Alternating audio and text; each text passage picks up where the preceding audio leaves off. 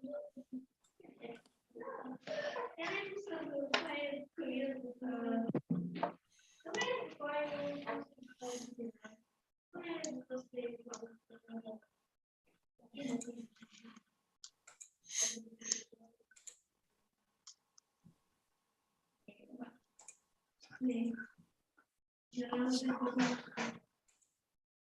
here we are.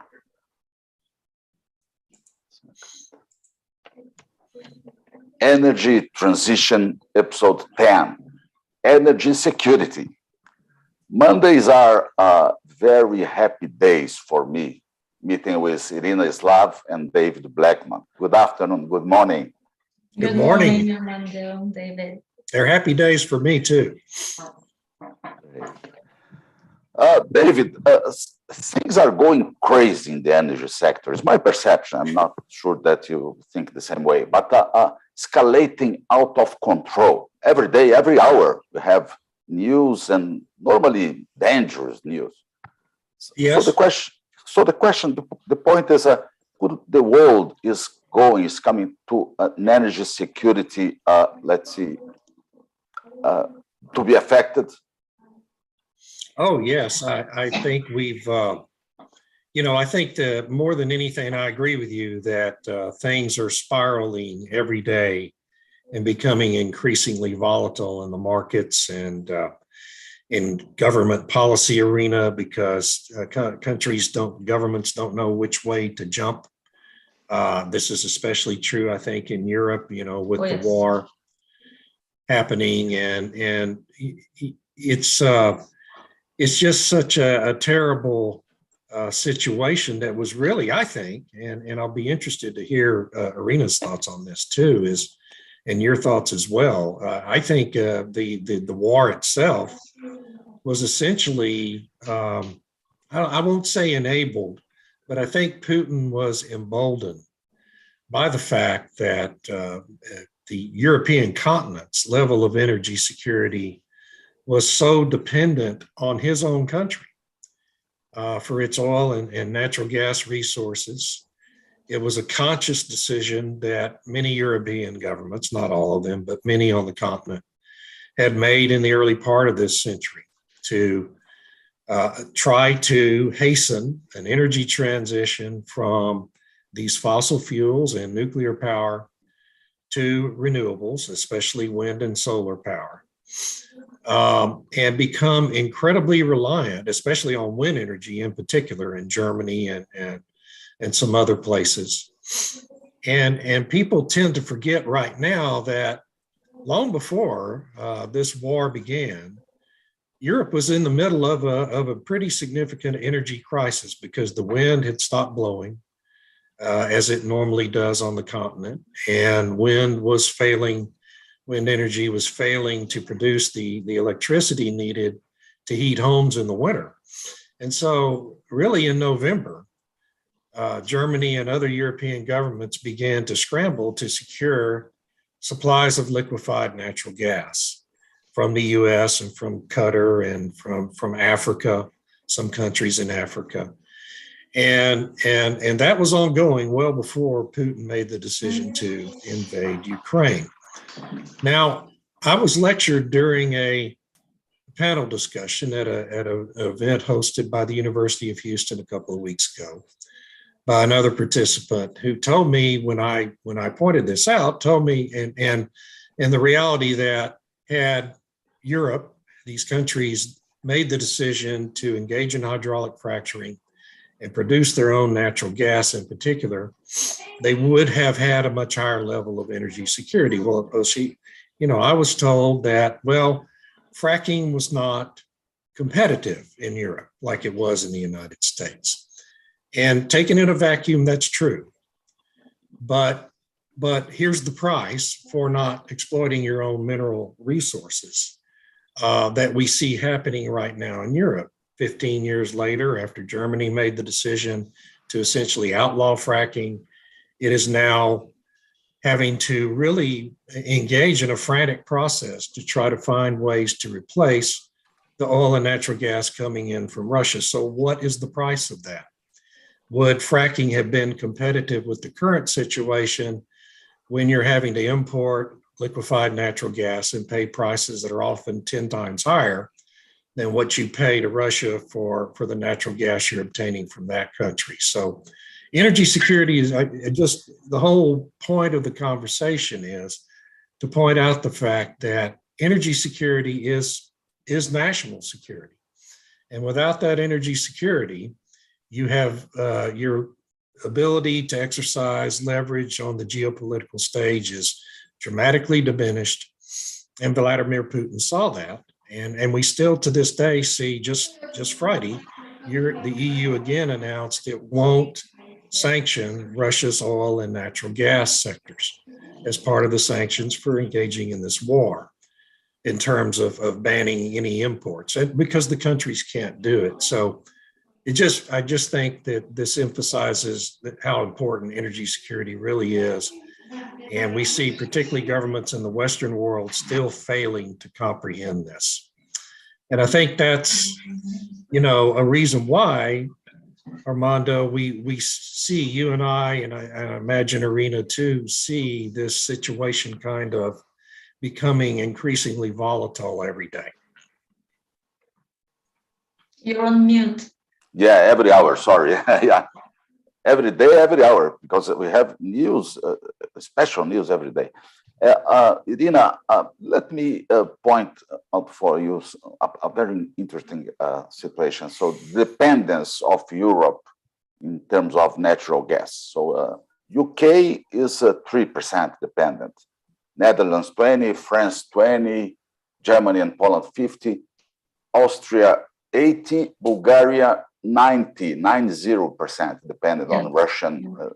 So what do you mean as energy security in terms of this dependence? Well, I will agree with David that if you can produce it locally, whatever the source of energy, that's the best thing.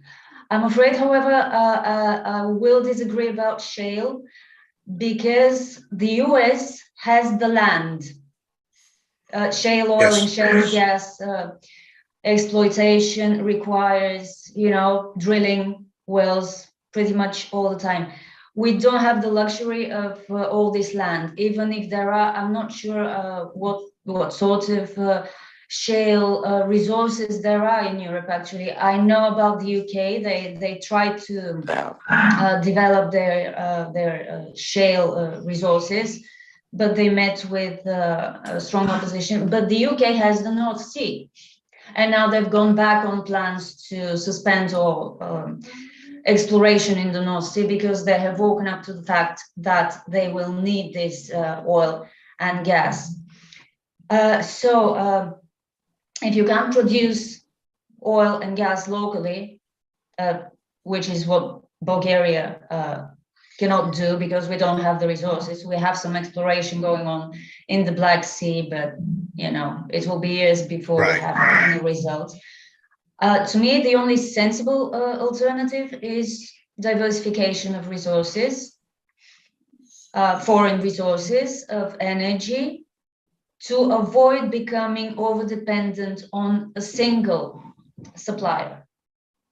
We haven't had problems with Russia in terms of supply so far, but now with the political hysteria around the war, we're making bold statements. As you said, we're 90% dependent on Russian gas imports, but we're doing what Brussels says. And if Russia decides to turn the taps off, it wouldn't, but if it does, we're without gas. Germany is in a very similar position, even though it is a much, much bigger economy, which is really confusing. Bulgaria is a small economy. If it fails, it won't drag with it the rest of Europe. If the German economy enters a recession, it will affect the whole European Union, and there will be repercussions beyond the European Union. So everyone, it seems, has been really underestimating the importance of energy security with the rush into renewables, with the reliance on a single supplier, although it is the most convenient supplier, the cheapest supplier, which is why we reach this stage of overdependence. And diversification efforts have been going on for years, but without much success. But I remember reading about the Trans-Adriatic pipeline in the early 2000s, and it only started carrying gas, what was it, last December or something like that. And it's got nothing on Russia. It's got the Southern Gas Corridor is about 10 billion cubic meters annually, I think. I may be wrong, it may be more, but I think that's the figure I saw last. 10 billion cubic meters is nothing. Russia supplies 155 billion cubic meters annually to Europe. I mean, yeah. Huge amount.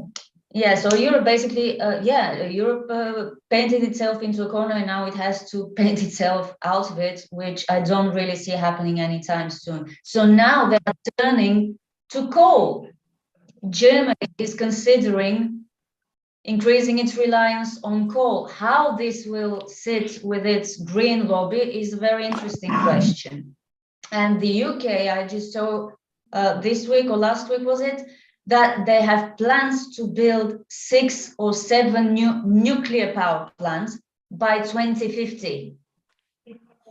Yeah, that's a bit, far in the future. And you're trying to use your Russian dependency right now.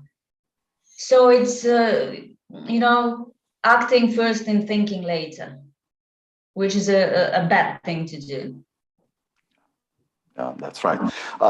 David, India, China, and Russia becoming close friends.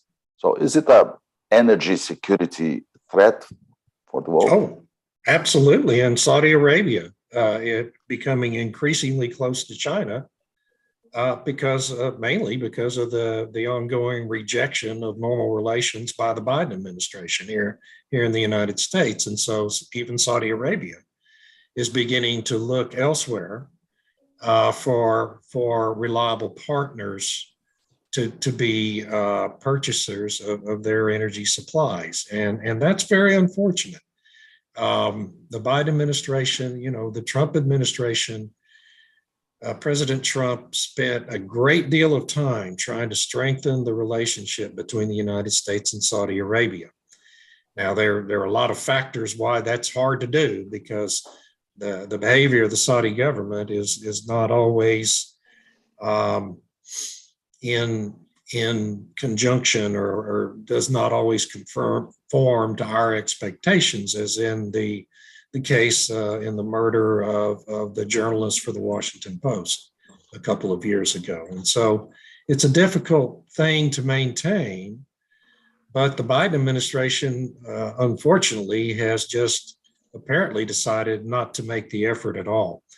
And so that also is pushing Saudi Arabia into that sphere of influence. So yes, that damages U.S. energy security. I think, frankly, the president's announcement of this enormous drawdown of the Strategic Petroleum Reserve will damage U.S. energy security in a very significant way. Two different ways.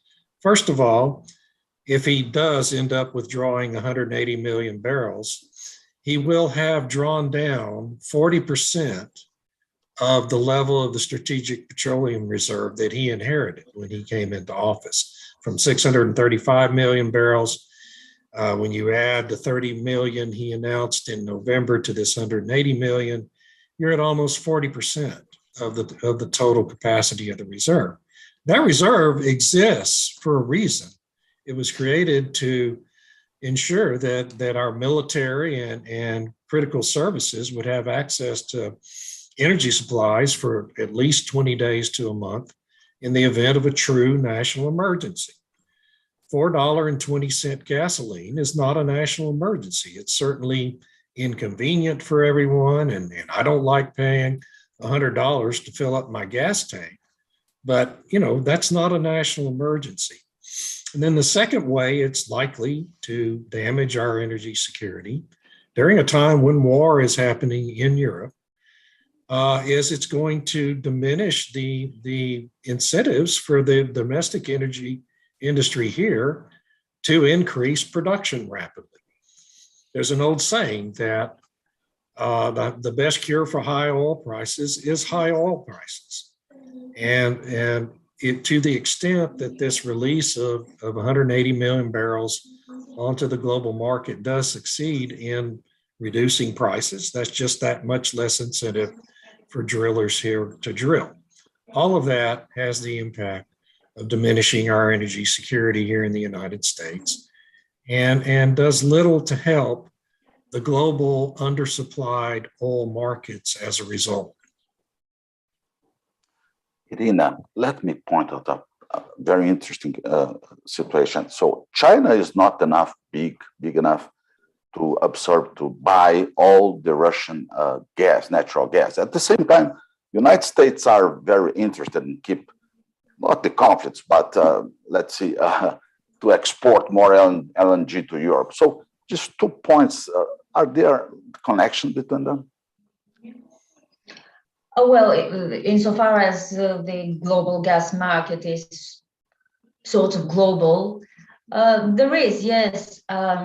But as David pointed out in a LinkedIn post, I think today, or was it the other day, doesn't matter, the US LNG producers don't have the capacity to supply to Europe all the LNG that Europe would need to replace Russian gas. So Russia is in a better strategic position, even if it cannot move all of its flows from Europe to China. It won't die from this.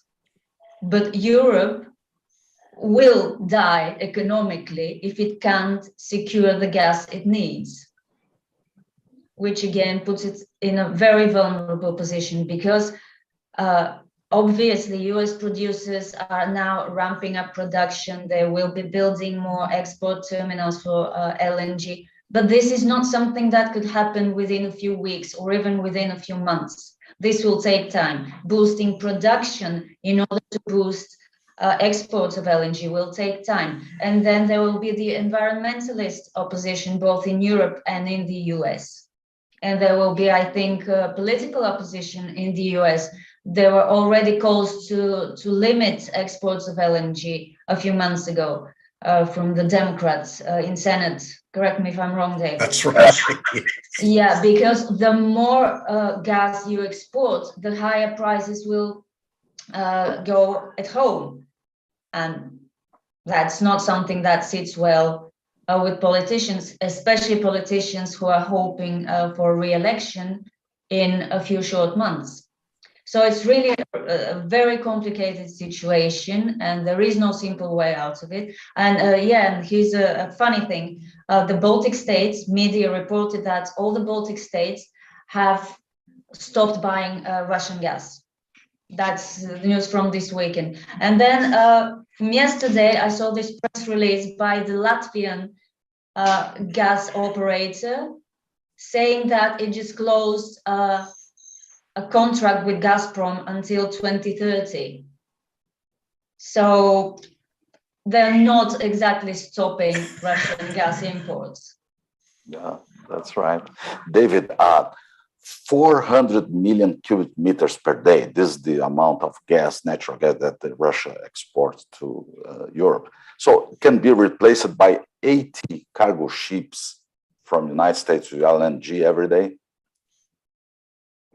Well, I think in theory it probably could, but those ships, the capacity for that simply doesn't exist today. And are there even so many tankers? Sorry. There are.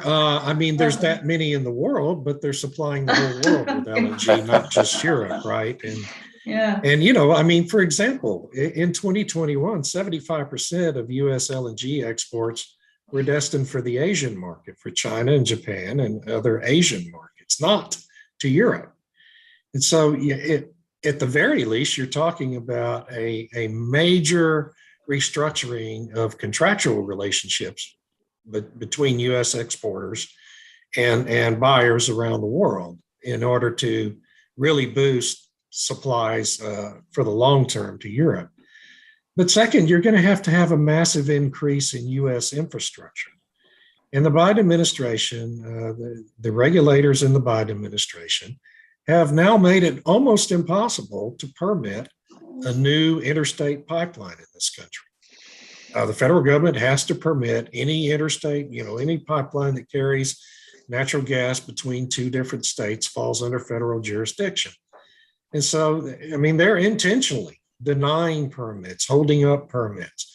And it's not just for pipelines. I talked to a major LNG company last week that told me that they have been waiting for 15 months now to get a permit to move a compressor station on one of their pipelines 50 feet.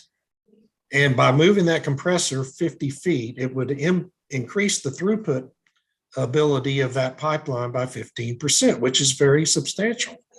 But they can't get the Department of Energy to issue the permit. 15 months to issue a permit, and it's in their facilities land holdings, okay? It's not going to impact any private landowner or anyone else. There's no endangered species considerations, but DOE won't even talk to them, won't even return their phone calls. Well, so my impression of Biden's announcement with the EU on that LNG supply thing is that it was just a photo opportunity, that he wanted some big news to conclude his tour through Europe about energy. And that's what he and his staff picked. But it's just an announcement. It's a virtue signal. And the administration is not really doing anything to help ensure, and has no plans to do anything to help ensure that those commitments are fulfilled. So I think what we see is, Europe really needs to diversify its energy supplies. There's no question about it, but it's becoming increasingly questionable, in my view anyway, whether the US government is a reliable partner in that enterprise for these reasons. Because issuing those permits, in the Biden administration's point of view, conflicts with the Green New Deal goals that they have set. And so I don't think we're going to see any substantial change in that for at least the next 3 years. Well, then wouldn't that change the way the EU views the US? I mean, I'm sure the Biden administration wants to be seen as a reliable partner to Europe, especially in these times of need. And if it becomes obvious that it will not do anything to effect this partnership, then what we're talking about at all? Or is it all photo ops and virtue signaling? Well, I mean, I think we're talking about exactly the same thing that's happening with Saudi Arabia, that Europe, wants to deal with the United States, wants the LNG from the United States. But what I'm afraid they're going to find is, at least in this presidency, the United States is not going to be able to meet those commitments, and it's going to push Europe increasingly alienate that relationship, just as is happening with Saudi Arabia. And that's extremely unfortunate, and it's not good for the United States. It's not good for Europe. It's not good for the entire energy transition situation. But this administration is true believers in the energy transition religion that's been established. And that's what we're doing here. And I'm afraid it's going to be incredibly damaging to our international relations with a lot of countries. France probably is the happiest country in Europe nowadays, because the nuclear plants that 70% of the energy in France comes from nuclear energy. So is it a energy security, this kind of solution? Well, not really, because just this weekend, the French grid operator asked people to conserve energy because of lower nuclear power output. So even nuclear is not a complete guarantee, it appears, because there's a cold spell over Europe now, lower temperatures, so higher demand.